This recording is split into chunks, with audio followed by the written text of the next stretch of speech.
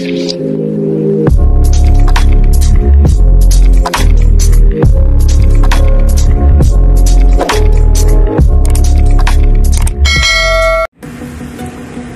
magandang tanghali, magandang hapon, magandang gabi. Ako po ay may panibagong video na inyo pong mapapanood, at dito sa video ito ay ituturo ko ang barber's cut with trim. At ito po ay ginagamitan ko po ng number 1, na kung saan po ay ang aking modelo ay walang iba, ang aking kaibigan na si Kuya Cesar Loyola Lopez. Siya po ay isang napakagandang lalaki. Ang ganda mong lalaki! Sa Camarin, Caloocan. Mga kapatid, inaahitan ko na po. At dito naman po ako sa kabila, na kung saan naman po ay gagamitan ko ng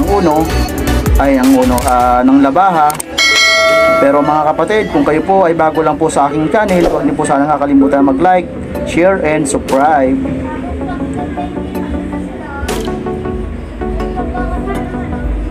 Marahil po siguro kayo mga kapatid, nagtataka kayo kung sino yung aking ginugupitan, pero hindi po yan artista.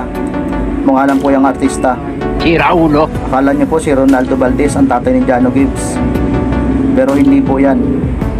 Siya po ay ulitin ko po, siya po ay si Kuya Cesar Loyola Lopez, ang pinakamagandang lalaki ng senior citizen ng Camarin, Caloocan City. Mga kapatid, ay dito naman po ay hiniling po ng ating modelo na aking kaibigan na si Kuya Cesar ay triman lamang ang balbas, at huwag lamang aihitin ang kanyang, huwag babawasan ang kanyang bigote at balbas, sapagkat yan lang lamang daw ang kanyang asset, na kung saan ay marami pa raw nalulok mga chicks sa kanya.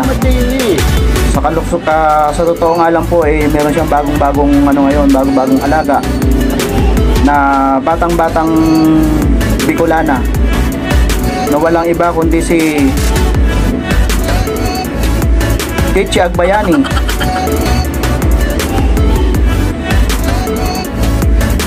Sa ngayon po mga kapatid, ay natapos na po yung paggugupit ko kay Kuya Cesar. Ngayon naman po ay nag-request siya ng kulay, kukulayan daw ang kanyang buhok. Ang ginagamit ko po ay first coating pa lang naman po yan.